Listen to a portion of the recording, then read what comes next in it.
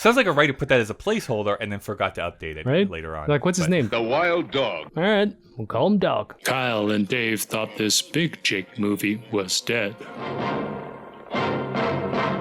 He wasn't. Welcome to Kyle and Dave vs. the Machine video edition. You know, this week we were talking about Big Jake, the John Wayne film from 1971. We're going to talk about, of course, in much more detail on our podcast. But Dave, quick thoughts on the movie Big Jake. It's a little weird, offensive. What did we talk about with this movie? It's unnecessarily, no, not unnecessarily violent. It's just weirdly violent. I think surprisingly violent, only as far as, from what I have read about John Wayne, he really detested how violent movies began to be in the late 60s, early 70s. Maybe there's a little bit of like, if you can't beat them, join them here in this movie a little bit. Yeah, It's got like weird. slasher flick feel to the violence. Probably wondering what's happened to his world. But I was just going to quip quickly. I mean, he may have said he didn't like the depiction of violence, but we learn about John Wayne that he didn't like them commies. And I'm pretty sure he's committed his own acts of violence, both physically and psychologically, to a lot of Americans. His greatest regret in life, according to him, is not being able to go and kill people in World War II. So, I don't know. The guy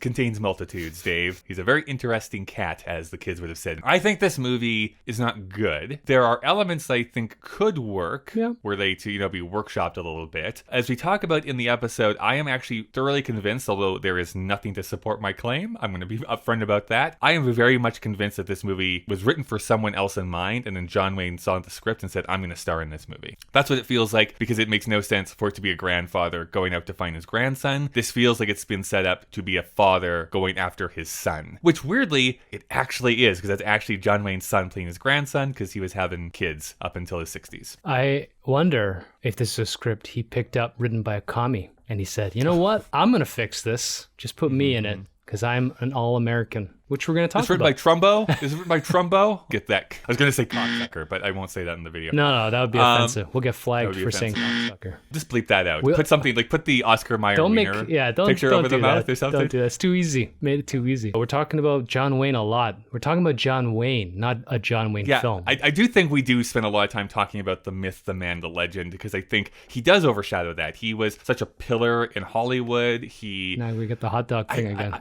He does have this crazy statistic. I still have not looked this up, Dave. I mentioned it in the episode, but I just remember hearing it or reading it somewhere years ago where it was this remarkable run for like 20 years or something. He was in like the top 20 top grossing movies, like one of his movies placed there. So it's like he was making bank for Hollywood. What's $1 million look like, John?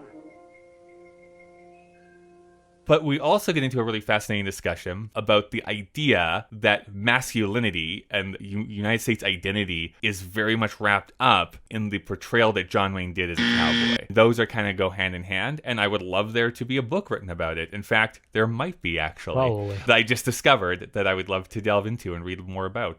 There's something there, that this idea of manhood is part and parcel coming out of World War II and the ascendancy of John Wayne into superstardom. Yeah, and again, we're not academics about this, but learning the brief surface level ideas of being bitter that he missed out on killing Nazis or Japs in WW2. Dave said that word. His deep involvement with HUAC, McCarthyism, and the FBI sort of a suppression of free will in America. And then his ascendancy as the beacon, as the personification of what it means to be American, to do it our way. And nobody can outgun this single-minded American guy. They all tie together. And I think there's something that'll be capped off in an interview where he promotes white supremacy. So that conversation is far more interesting than I think what this film is. I like some John Wayne films. I don't want to make it sound like I hate John Wayne in total. I don't much care for him as a person the more that I learn about him. But for instance, I went back and watched Rio Bravo, and I give it 5 stars. I love that movie. I think it's great. He has made good films. This just isn't one of them. I just don't think this is at the top of his game. It feels dated in 1971 standards. If you watch, because we have watched a bunch of films from that year, it feels dated. You can tell that John Wayne, I think, is dying because he grimaces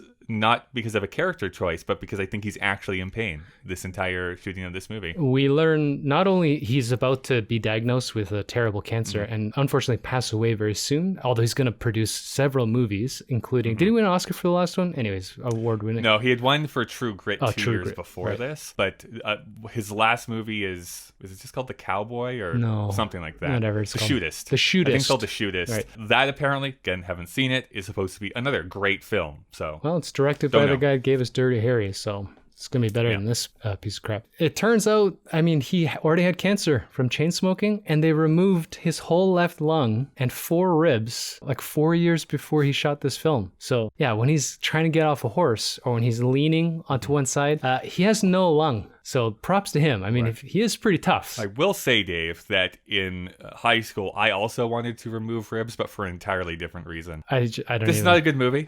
This is not a good movie.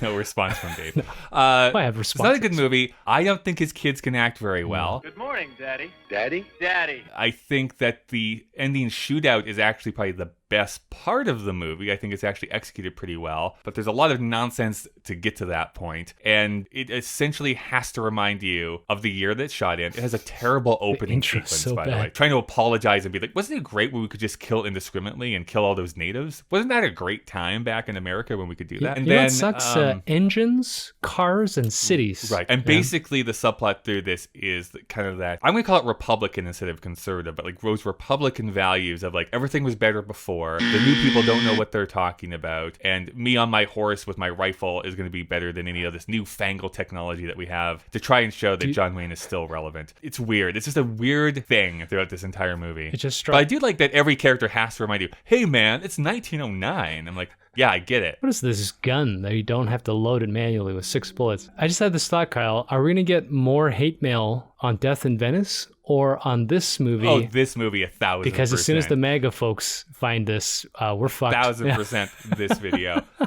How dare you talk bad about John Wayne? Yeah. He's a national treasure. He's a hero.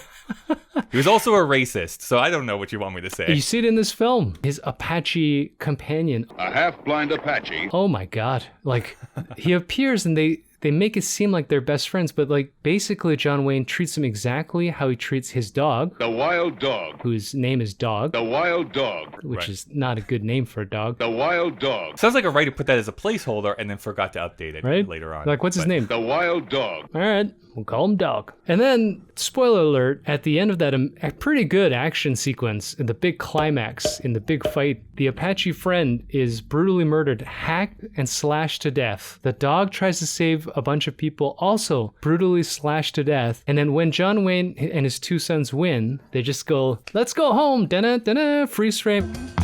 Everybody's It is smiling. freeze frame, And they just fuck like- off, yeah. They don't care it's about like anybody. freeze frame, Three's company credits. And it's done. It's like, what is happening? No acknowledgement. I will also say, as the last thing, because this is going like longer than our actual episode, it feels like at this point, is that I feel like the very ending of this movie is botched in another way because throughout the entire movie, it is referenced multiple times by different characters. I thought you were dead. I thought you were dead. I thought you were dead. John Wayne, the character, Big Jake McCandless, says, next person who says that to me, I'm going to kill him. Great setup. Probably that's what's going to be the last line of the movie. It is. Yeah. Who are you? Jacob McCandle. Thought you was dead. Not hardly. Just shoot And him between the then eyes. somebody else kills him. And it's like, wait, what? No, this should be like Big Jake. That is the moment that you like cap off the things you seeded earlier in the movie. This little script 101 note that I have for people. It's becoming harder and harder for us to not become obsessed with rewriting all the movies we're watching. But, you know, we're supposed to be watching John Wayne, the penultimate American superhero. And they're the missed opportunities. have the kill shot. Yeah, it's just weird. Anyways, you can yell at us more if you want to listen to our entire podcast episode. Kind of, again, going into there, the myth of the cowboy that we've been speaking about over the last couple of weeks. More talk about John Wayne, the history of the making of this film, and all the other themes that we want to talk about it. Anywhere you listen to podcasts. Make America great again. Who are you? Jacob McCandle. Thought you was dead. Not hardly.